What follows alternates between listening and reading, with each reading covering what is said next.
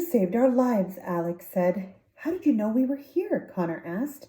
Froggy got to his feet, straightened the tie of his suit, and helped the twins up.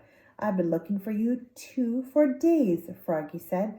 The amount of ground you've covered is remarkable. Thank goodness I crossed paths with those mermaids, or I would have never found you.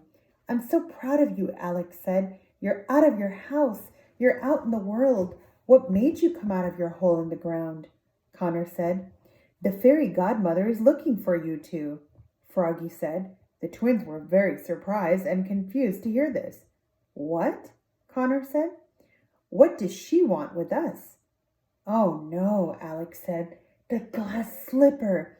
She must know I broke it and is furious. Glass slipper? Froggy said with a raised eyebrow equivalent. Alex shyly looked around.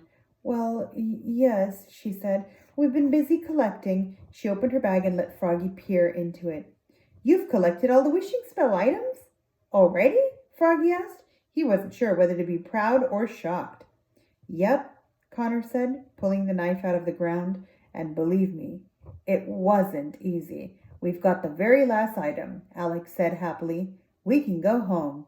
Froggy was speechless. These two children had done something he had only dreamed about doing for years. That's extraordinary, children, Froggy said, but his happy expression deflated to a worried one. But you can't go home yet. Why not? Alex asked. Yeah, Connor said. Why not? Froggy was the one who had introduced them to the wishing spell in the first place. Why was he saying they couldn't use it now?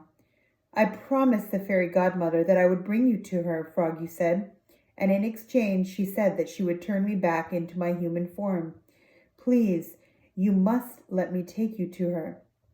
The twins could tell that he didn't want to ask this of them, but he was desperately hoping that they would agree. Froggy, you have no idea what we've been through to get all these items, Alex said. We want to go home, Connor added. Now. We want to help, Alex said, but what if the fairy godmother takes away some of the items that we've, how do I say this, forcefully borrowed? Then we'd be stuck here again for who knows how long, Connor said. Froggy looked ashamed of himself. I understand, children. Forgive me. I wasn't expecting you to have assembled all the wishing spell items so soon. He tried to cover his disappointment with the fake smile. Can I help you assemble the wishing spell then? Alex and Connor each looked to the other, feeling incredibly guilty. They wanted to get home more than anything, but how could they tell him no? He had done so much for them. I suppose sticking around for another day wouldn't be so bad, Connor said, knowing his sister was thinking the same exact thing. It would be a shame to end our journey here, Alex said. Children, you can't stay for me, Froggy said. You've got everything you need. Please don't let me stop you.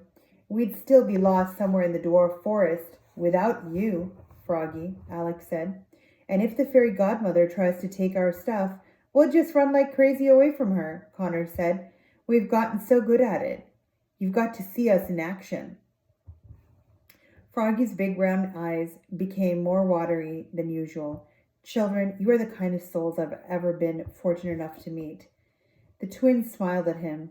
Doing this for him made them feel better.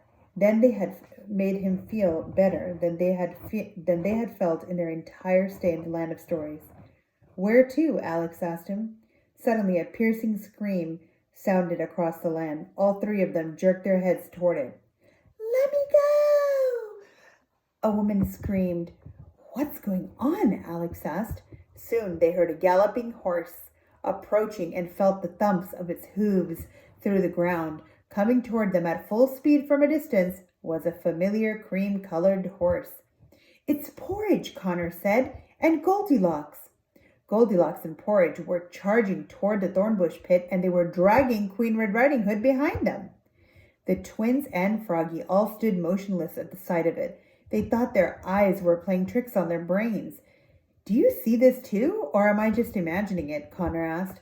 I order you to release me at once, Red Riding Hood said. Her dress was so big and layered that she wasn't harmed from being dragged, but she was extremely aggravated. Do you have any idea what my soldiers are going to do to you once they catch you? Oh, shut up, you red-hooded harlot, Goldilocks said. She and Porridge stopped a short distance from the twins and Froggy. Goldilocks hopped down and then dragged Red Riding Hood past them to the thornbush pit. She vaguely recognized the twins. I remember you, Goldilocks said.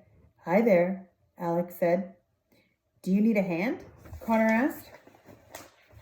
Nope, Goldilocks said. Just taking out the trash. What are you three doing just standing there? Red screamed. Help me. I said silence, you basket-carrying bimbo, Goldilocks said, and dragged her closer to the pit. What's going on? Alex asked, and she, Connor, and Froggy followed them, not sure how or who to help. This lunatic broke down one of my kingdom's gates and rode her horse all the way into my throne room, lassoed me and dragged me all the way here, Red said, and now she's going to kill me. Yes, I am, Goldilocks said. Wait, why are you going to kill Queen Red Riding Hood? Froggy asked. Because she's mental, said Red. She knows why, Goldilocks said. They reached the edge of the pit, and the twins grew very nervous that they were about to witness a murder. They'll hang you for this, Red shouted. They won't be able to prove anything, Goldilocks said. They'll never find your body. Goldilocks stood Red up on her own 2 feet. She was still tied up, and Goldilocks began aggressively pushing her toward the pit's edge. Please don't do this, Red pleaded. It was such a long time ago. We were all just kids. We haven't been kids for years, Goldilocks said. You have had plenty of chances for redemption. I love him too. I was just doing what I thought I had to, Red said. You just couldn't stand that I had something you didn't, Goldilocks yelled.